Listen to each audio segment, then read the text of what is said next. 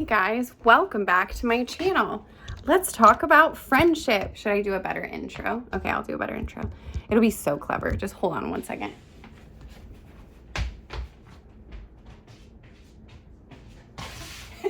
Hey guys, fancy meeting you here in my house by my brown chair full of laundry as per usual. It was there, right? A few days ago if you saw the video. If you're one of the 500 or something. No.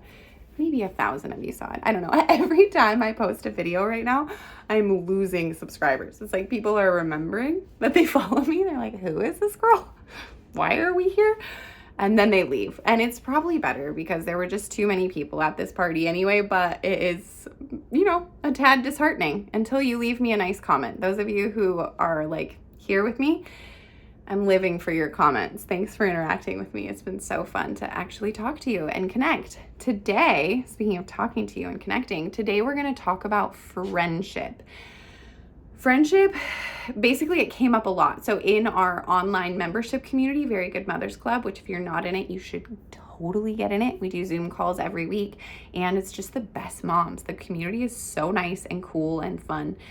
Okay, that's it. So join Very Good Mothers Club. We also have this Facebook group. There's like 10,000 people in it. It's called Jess, Hover, and Friends. Some of you are in there. I get DMs from people. Basically what I'm saying is across the board, commonly, in all of these little spheres of motherhood that I'm involved in, even in our in-person gatherings that we have here in Los Angeles, we have a shop and I host gatherings throughout the week for moms. Consistently what comes up is that we are lonely, that we are isolated, that we need help making friends, that we are sad over the loss of friends. We talk about how our partners are lonely, maybe for the first time ever. I know that in my marriage, having kids was actually the first time that I saw Sean get really isolated and alone. And I think he wasn't expecting it either. And it took some time for him to build in rhythms where he could hang out with friends and also be a dad and connect with other dads. And it was a whole thing. I've been a mom now for 9 years. My youngest is 3. She's almost 4 though. So I have a 9-year-old, a 5-year-old, and an almost 4-year-old. And I live and breathe talking to moms right now. You guys are my world. I know I've got dads on my channel. Thank you so much for being here. You're the best. You're not better than the moms though, okay? Not a competition. You guys are all the best. Friendship is coming up for all of us, and it's something that I think about a lot. I deeply value my friendships. I find so much of my kind of like my life's joy, like even since I was young, my friendships have added so much to my identity, to my sense of value. I have friends who feel like family and have been in my life for many years. What is life without friendship? I feel like it's very dull. I can also say that I have been deeply, deeply heartbroken at the loss of friendship, which I didn't expect. I kind of thought that I would just gather friendships like flowers, like a big, beautiful bouquet, like this.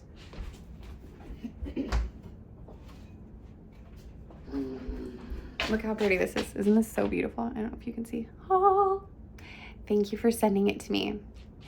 The person who sent it. Okay. I thought of friends like flowers, and I would just gather as many as I could, and I would just add all of them to my bouquet, and life would be more and more beautiful the longer I lived because my bouquet would get bigger. But I didn't realize that a natural part of this journey is that friendships end, and sometimes they end really painfully, and sometimes they just end because time has us going in different directions.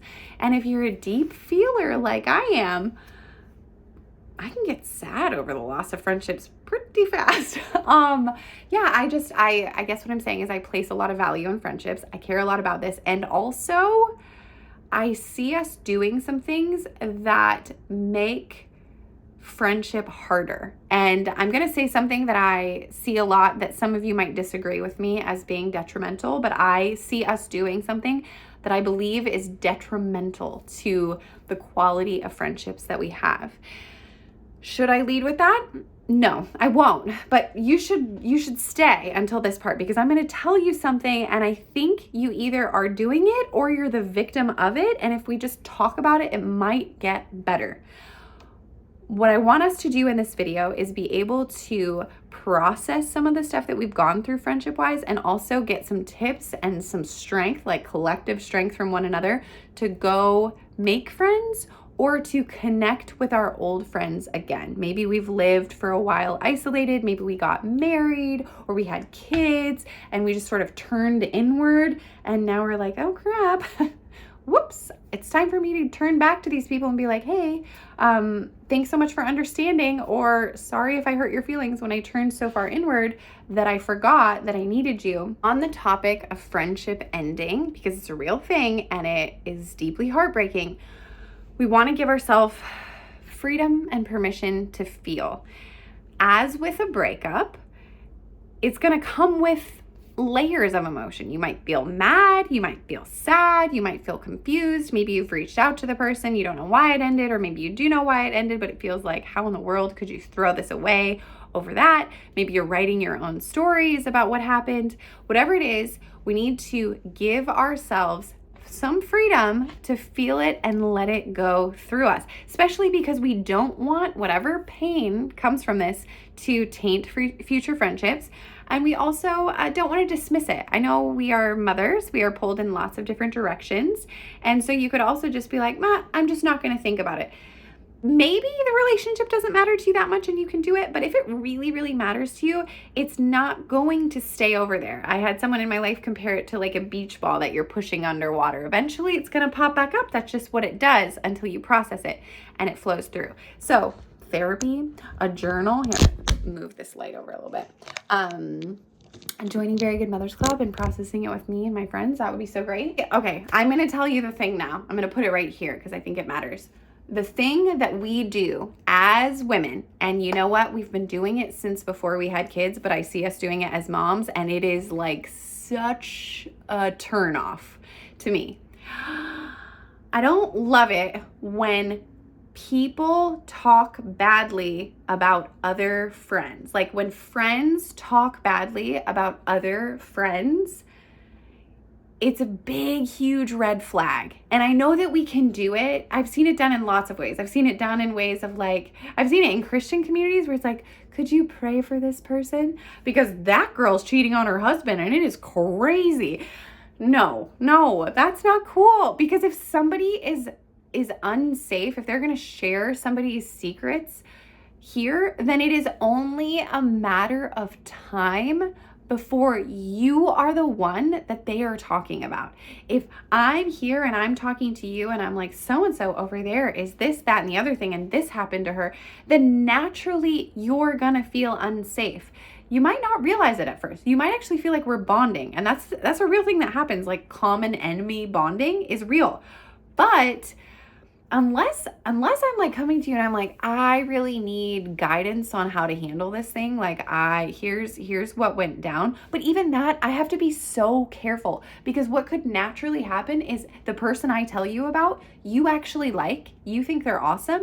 And then I've now given you my grudge, like as if the thing that is weird between me and this person is now weird between you and that person. And there was nothing weird between you and that person. So really, I maybe need to take my feelings to like, I don't know, some sort of mentor or something instead of a mutual friend. Okay, but here's something cool about an online community of people who don't know your people, is you could go to a group that doesn't know your person. Except even in the online community, things can get weird and people can gossip and people can betray each other's trust. And that's because this is sorry, I'm spitting on you. I don't know if you can see that I'm spitting on the camera. This is a very woman tendency that should stop because it makes us unsafe.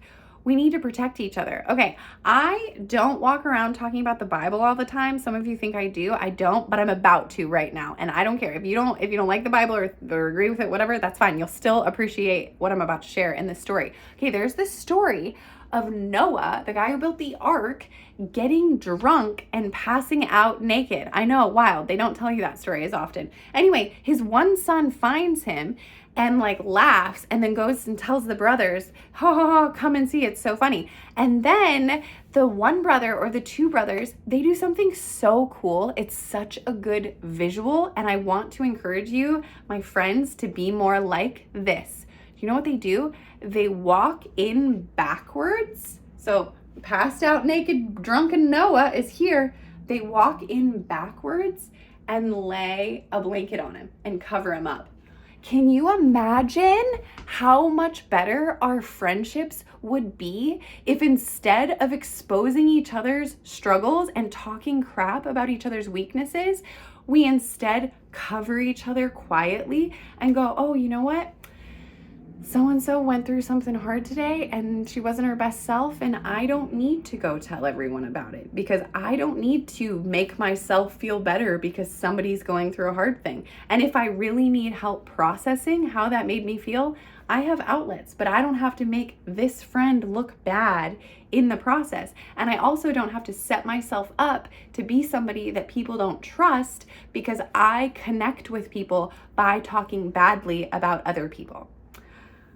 That was a big rant, full of passion. If you don't agree with me, I would love to hear in the comments. I know that some of you are like, no way. The way I connect with my best friends is by shitting on other people, by gossiping with them. That's what people say. It's like, oh no, we get together and we just gossip and like, it's our favorite thing and I love it. And I always want to call my friend and tell her the new gossip.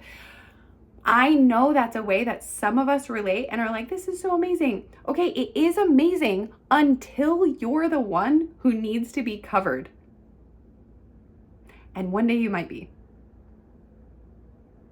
And then gossip isn't as amazing. It's just painful. All right, so on to our next lesson, how to make friends. After going on that rant, I had to take a breather and now I'm gonna eat some egg. Tips for making friends. Well, for one, stepping out of your comfort zone is like not easy ever, and I know that. But maybe you could look for local community groups. You could even start with online friends if you don't want to go in person. But you could see, like, I don't know what your interests are, but you could see if there are events, if there are, obviously, like for churchy people, you could see if there's a church that you like, small groups, mom groups. All of it sounds a little I think. But as somebody who hosts these things, they're surprisingly fun. They actually, and like, you make really good friends. Some people in my life have met their best friends through going to things like that. And I would say try and try again. Like, the first time you go, it might be uncomfortable. Maybe you find a different group, or maybe you just go on a different day and it'll be a different group of people.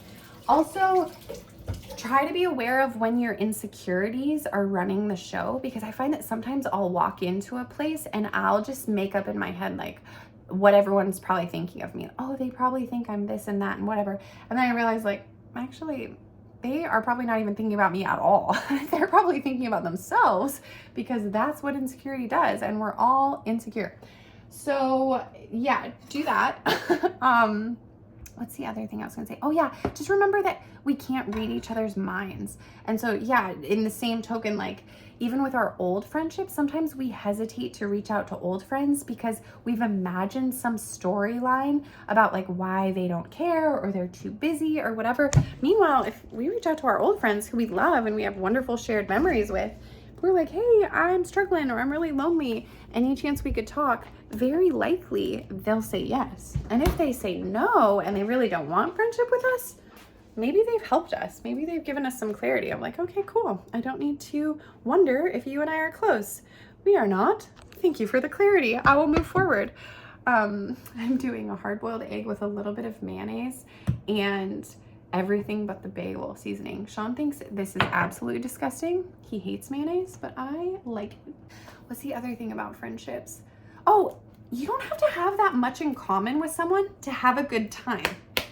If you'll like stay curious. Obviously, there's exceptions. I've met some people that I've been like, I don't want to spend like a ton of time with you. Happy to have a conversation, but don't need you to be like my person. But mostly, like, even motherhood, just to have motherhood in common, you can connect over a lot, even if naturally they wouldn't be the person you gravitate towards. And oh my gosh, I learned a lesson recently about just not judging people, which I thought I had gotten a lot better at that, of not judging people. But I met this person, and before meeting them, I had read a bio on them that was like a professional bio. And this person is so smart and so successful, and successful in areas that I was like, I don't even know how I'm going to talk to you about this. Like, I don't even understand what your job is at all. And so I met this person and I was like, they're not going to like me. I felt like they were going to think I'm just sort of like a ditzy airhead or something because I didn't go to college. But actually, we had the nicest time, and the more I learned about them, the more I understood what about their life propelled them into this workplace. And it turns out we have so much in common, and I'm going to see them again, and I'm so excited. It's a her. I don't know why I'm saying them. I'm like trying to keep it vague. Like, who am I talking about? It's a lady, and she's amazing. And I got home and I felt really like, whoa, I misjudged a person. I should not do that. And I want to say that overall, like, if you're looking for friends, try to suspend your judgment. And for some of us, that's easier than others, but really, truly try, because you will be so surprised at the goodness that can come from meeting somebody and just letting the interaction be what it's going to be. And if you're wondering what are some questions you could ask somebody to like get to know them, a great question could be like, did you imagine your life going this way? Is this what you thought was going to be your case? I mean, that's kind of a weird way of saying it. Is this what you thought was going to be your case? Okay, so scratch that. Don't ask that. But the one I said before is a good one. Like, when I meet moms, I'm like, so is this what you imagined motherhood to be?